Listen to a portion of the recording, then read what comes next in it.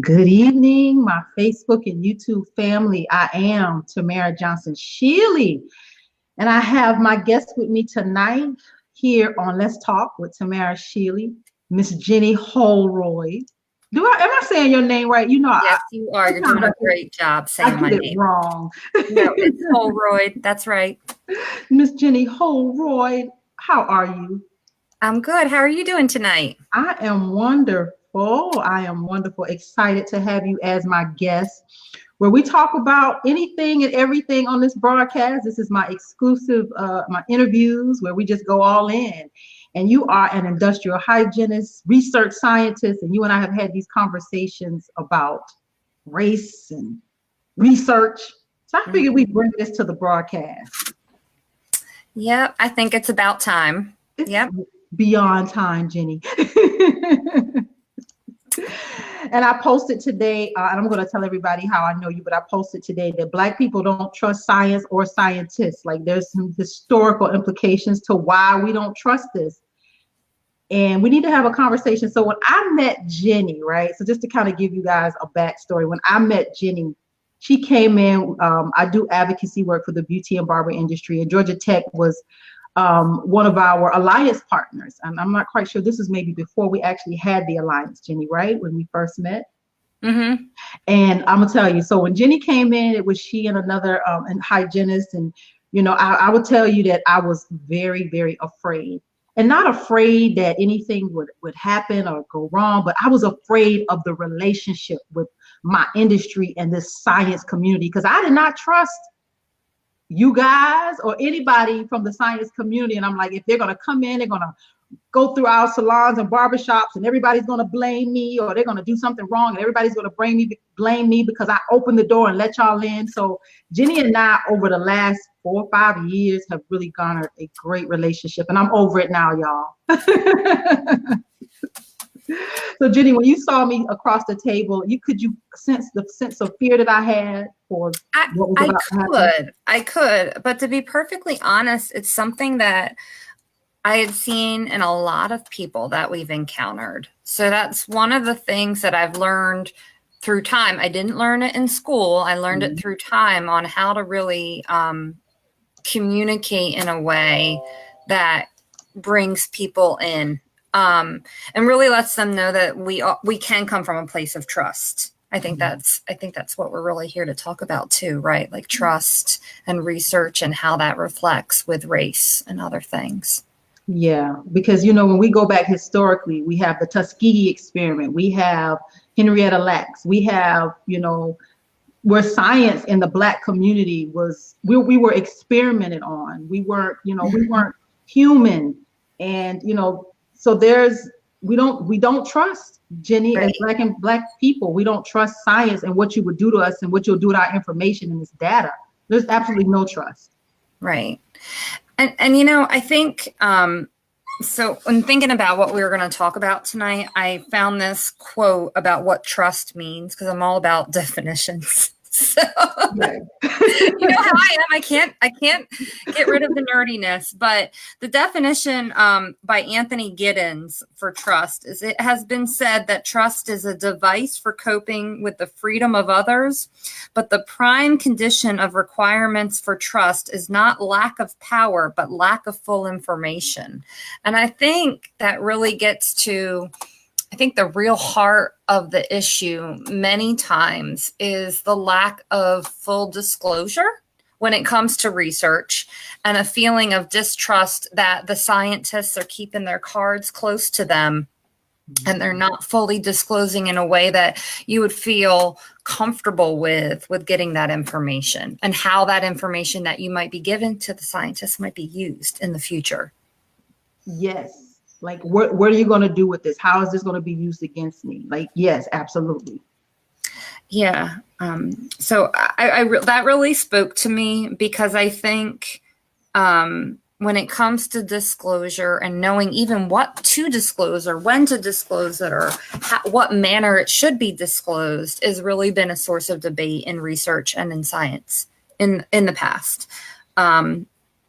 And I think it is a huge issue in an area where the public health community is really struggling with how they're going to address it, and how to become better at doing that as well. And even with disclosure, Jenny, I think even when, you have this mountain of paperwork that said we'll do this or we won't do that, I still believe and I still feel like people in the Black community or minority communities as a whole, they don't trust that because, sometimes when these documents get to court or the legalities come in, they can circumvent all of that in some kind of way. And then you're still out there. So how do we get beyond that? I don't know how we do it. So I think the first thing that we really should start thinking about is that there is a difference between informed consent and informed choices. And so I think that that's something that would be a good starting point to talk about, because an informed consent is when you're formally engaging in research, you're formally enrolling in research, and you're given some form of document that you're signing. And it's telling you how you're agreeing to participate. But informed choices are things that we're doing on a day-to-day basis. And they can, if you're not informed, inadvertently enroll you in research as well. And so, I think that's something that we talk a lot about when it comes to the beauty industry and informed choices, and how there can be some challenges with getting full disclosure about what you're consuming as a person. And really looking at, if you go to the grocery store and you purchase a product, is it going to be something that's going to be good for you? I see Lena asked if Jenny can introduce herself. You want me to give a little introduction? Yeah. Hi there. My name's Jenny. I'm an industrial hygienist. And in case you're not familiar with what that is, because I wasn't until I became one, it's basically a person who goes out into industry, any type of plant, whether it's a salon or a poultry processing plant or something like that. And I look at health exposures. So I do public health research, but the public health research is specific to workplace. So I'm looking at workplace safety and health primarily, but I do have a background in public health.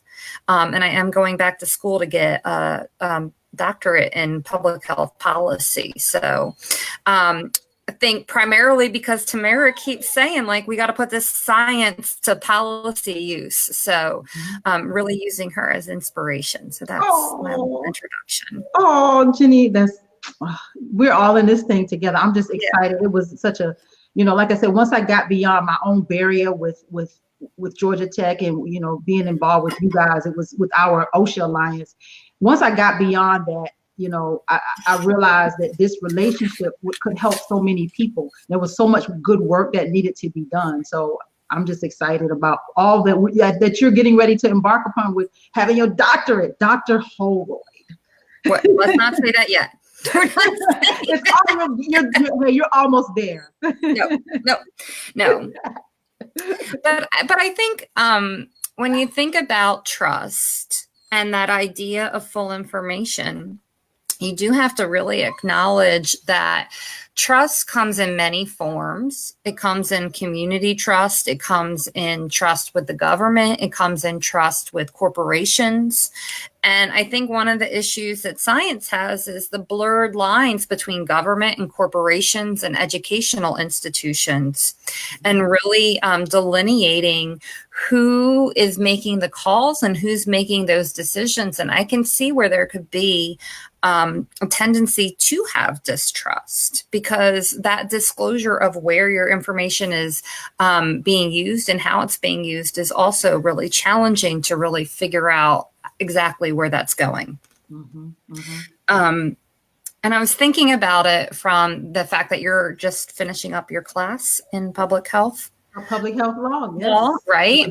And so I'm not sure if you guys discuss this in your public health law class, but really whenever you're looking at public health ethics, and looking at public health as it relates to issues such as race, there's really like two poles on opposite sides of the spectrum that we go back and forth from.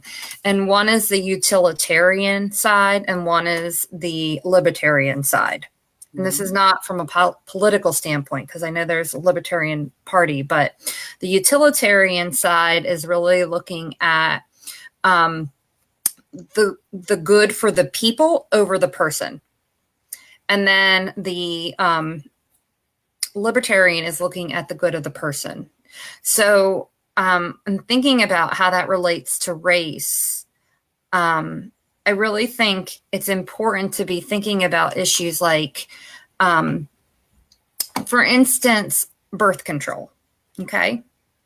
Mm-hmm. So there's the whole idea of eugenics, which is one of the areas of distrust in race.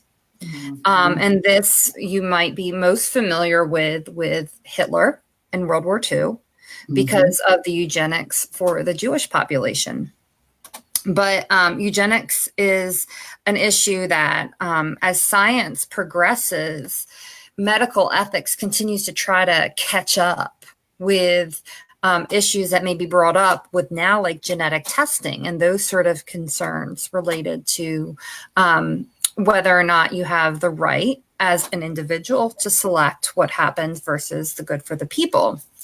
So stay there with that thought. Let me share something that I read just recently out in California, that the women were being forced to take, I'm not sure if they were like making sure they couldn't have children anymore, or they were like, whatever they were doing, these were women that were incarcerated. Yeah. So that there has been issues in the past, and it may still be happening. And this is why advocacy is so critically important, where judges were giving women who had been convicted of child abuse the decision of whether they'd go serve jail time or they would take the depot shot. And the depot shot basically renders you unable to, and most women use it as a birth control method, but it makes it so you can't have kids. So in this situation, you're looking at it from the utilitarian perspective of a judge being the decider of what's good for the people, versus a person's libertarian individual rights to decide whether or not they are able to get pregnant or have children. And this is something that has really been an issue in American history for years. In the 1920s, if you were determined to be feeble-minded, it was within the law and upheld within the law to sterilize the individual so that they couldn't have kids. So that's what it says here in the article, that they were sterilizing. They are sterilizing women in California that are incarcerated. And so this is an issue where you're looking at concerns with who's making the choices and whether they're being done from a eugenics perspective in trying to control the gene pool that moves forward in society versus the way that it's being couched as protecting children from being injured or hurt. And so that is a huge area where, and so this is where scientific information can be used as a weapon. So it's not necessarily the scientists making the decision or the policy, but that they're using scientific information. And this stems back years and years and years ago. And I'd have to do the research, and I apologize for not having it right offhand, but there were politicians long time ago that paid scientists to come up with the concept of race. And so they did that as a way to take the anthropologic, if I'm saying that correctly, differences between the different skin tones of individuals based off of area and region of origination and skull size, right? and skull size, right? Mm-hmm. And they did it to assert them into different categories according to what the perceived intelligence was. Mm-hmm. And so that, but then science catches up and you pull a genetic profile and we're no different. We're less different, you and I, than my two dogs that are whining outside my door. So they're two different. Yeah. Like, they're two different breeds of dogs, and they're more genetically different between the two of them than you and I would be genetically different if you ran our genes. So that was debunked, but that created, they paid for the science so that they could create something that could be used as a weapon. So that's really, and that's still happening today, Jenny, like with this heartbeat bill that just passed. Like I was listening to them talk. They didn't want to debate it, but they ended up kind of debating it. I was listening to a radio broadcast and they were talking about detecting the heartbeat of the infant. And they're saying 6 weeks. And then there was some debate about what if there's something other than a heartbeat that you're hearing, like are there other, maybe it's your own heartbeat, or I don't know, but they made it, the science that they were using wasn't sound enough, I guess is the point I'm trying to make. It wasn't like they were using it, like you say, as a weapon. And so this gets back to those two categories of what the utilitarian versus the libertarian, because you set them at complete opposite sides of the playing field, and somewhere in between is the right answer for every situation. But if I want control over my body, that's me asserting my libertarian belief system versus the utilitarian, that somebody knows what's best for the eggs that lay within my body. Mm-hmm. Unfortunately, a lot of these concerns can be used to disproportionately affect certain groups of the population. And so that's where we get to see a lot of the concerns. And I think that's where representation by different people of different genders and races and religions and all different backgrounds are really important in designs of studies. Because when you look at something like blood pressure, as an example, in the African American community, if you did a study and looked at who has high blood pressure, you would see disproportionately African Americans have higher blood pressure. But is it really because they're African American, or is it because there's some other confounding factor? Like diet, exercise. Like diet. And could it be because they are living in an area where they don't have access to fresh fruits and vegetables? Mm-hmm. There's a lot of sodium. And so they have found genetic links that people of African American descent are more sensitive to salt. And so then if you then combine that with ready access to high sodium foods, mm-hmm. you're disproportionately putting somebody at risk of disease. Mm-hmm. Mm-hmm. And so that it's not actually the race causing the disease, but it is the socioeconomic situations that people might be in that are causing it. And I think that's where scientists need to do better at asking the right questions. Mm-hmm. And not making such a broad conclusion about who has this, and they have more high blood pressure, and they're not looking at, like you said, all the different factors that contribute to why they have higher blood pressure. And also because sometimes they don't have the resources to ask those better questions. Mm-hmm. And so that's where scientists have to reach out and say, like, we do have to have a better study design. We do have to have a better questionnaire, because if I'm doing a study where I'm pulling questions from a survey and I'm pulling medical records, and all I have is your race and gender, then that's the only thing I get to use as a proxy. Mm-hmm. So I'm not making excuses, but I'm saying that's where having good representation at the table to say, what if it's not X, Y, and Z, but there's other factors that are causing these changes. Mm-hmm. Mm-hmm. And so a lot of it is sitting down and having long discussions. I know we talked the other day that that research that I was doing was complicated and challenging because we were dealing with people from a very diverse population. Mm-hmm. And there were more than 22 languages being spoken for that.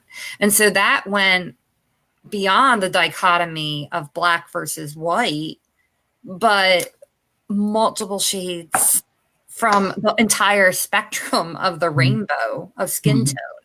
Mm-hmm. And I think ethnicities, you had like different ethnicities and religions and languages and backgrounds and experiences and socioeconomic statuses, and really being brave enough to say that I need more information to be able to ask the right questions. Mm-hmm. Mm-hmm. And when you talk about representation, I attended a conference last month. Yeah, you're a citizen scientist. I was at the Citizen Science Association. Their conference was held this year in Raleigh, North Carolina. I was there for 5 days, and what I found, Jenny, is that the science community, most of the people that were there, now this is a organization that's been around for a little while, but the science community doesn't look like me. There are so few people that were Black and brown. Those of us that were there were with the environmental justice community, and we were the color in the room. Like it was like 50, 60 of us, and we were the color. And it was it was academia from all over this country. And to have such a low number of representatives that were actually in the science community at this conference, it just shows that I think they don't even know what questions to ask. Right. I think there's not enough of interaction with, what do you ask? So there's a lot they don't know. And I think the point is so valid that when you said, let's talk about this in 30 minutes, I was like, how do we even? That is why, Jenny, you have to come back and be my guest once a month so that we can continue to have these conversations. I looked around and I don't see a whole lot of space. I don't see any space where they're actually having like these kind of conversations, the intersection of race and research.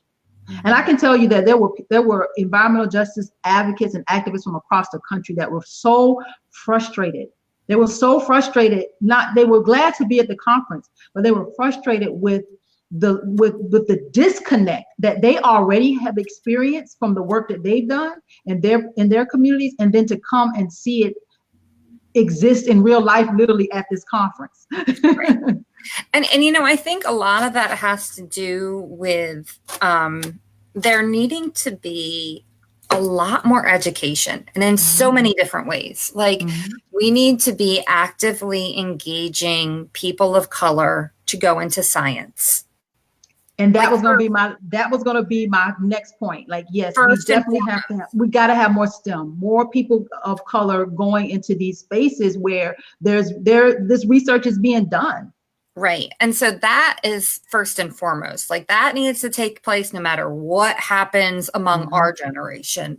We need to be talking to kids and really getting them engaged and excited, and knowing that they don't have to be a doctor or a nurse or a lab person, that they can be out in the field doing really cool and exciting things for science. And so that is the first area of education. The second area of education I think is really necessary as far as this goes, is really educating the highest level of the scientists on how to communicate their information. Let me say that.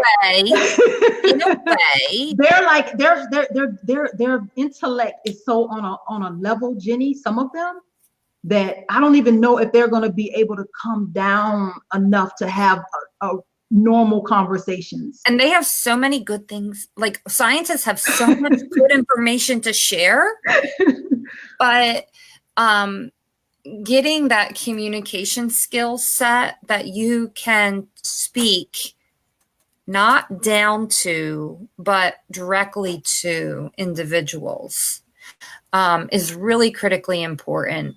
And then the next factor is to really train a workforce of people that can engage with the community.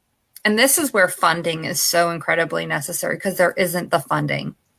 And so, to give you an example, when I first graduated from undergrad, I worked for a health department, and I was in charge of doing like the gritty work of public health education. And so I would be going through really diverse communities as this 22-year-old blonde-haired, blue-eyed girl. And I knew that I really knew that I may not be the best bearer of this information. Mm-hmm. Mm-hmm. And it really hit home with me when I went to a migrant worker camp, and it was a Haitian population, and I was trying to speak French, but they speak Creole, which is enough French that it doesn't. And I realized that that I was scary. That I was the man.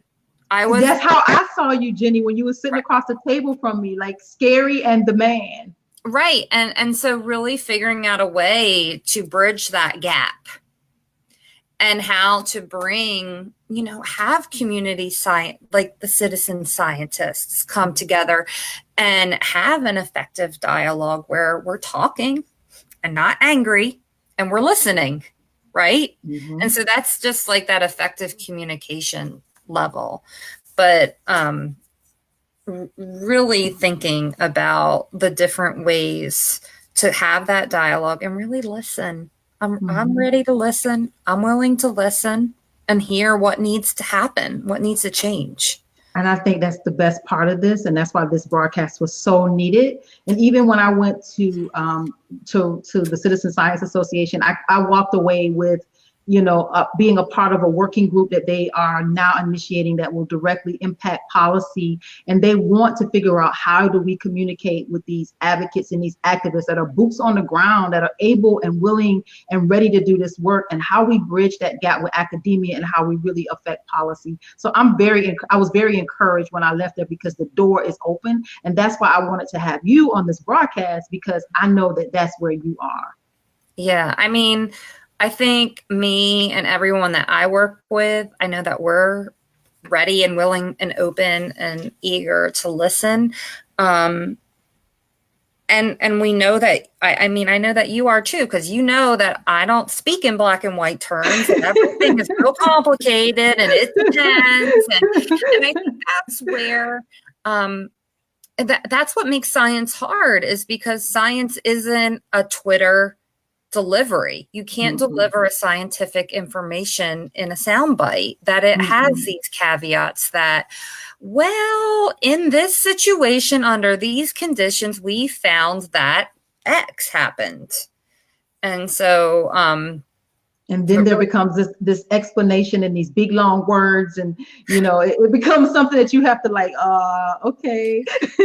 but knowing that it just takes investing the time and energy to do that. Mm-hmm. Mm-hmm. And we have to connect the dots. And I think that's where science is. And if we're going to, really do some good work, we're going to have to bring that level of science down to the community level, where people can be engaged and encouraged, and they want to be engaged. And I think that's where we have to really start focusing. So we're like a minute and a half away from the end of this broadcast. But Jenny, I just want to say I appreciate your willingness to have this kind of conversation. Anything for you. Anything for you. I appreciate you dearly. We have to get Miss Hillary on one of these days as well. But I definitely want you to come back, and let's do this again next month. And we'll start talking. We'll start breaking down some specific topics. I think people kind of want to hear certain things, like just hearing about the sterilization of female prisoners out in California that's happening to this day. Was shocking news. Someone just chimed in on another page, and she was like, "What? Yeah, this is happening even today." Yeah, and I mean, if there is like a specific topic or subject area that people want to discuss, we can certainly do the research and find the sources and come back and talk about it. Absolutely. Well, thank you for joining me on this broadcast of Let's Talk with Tamara Shealy. I absolutely appreciate your time, and you know I love you dearly. Mwah. Mwah. Have a good night. Have a good night. See you soon. Bye.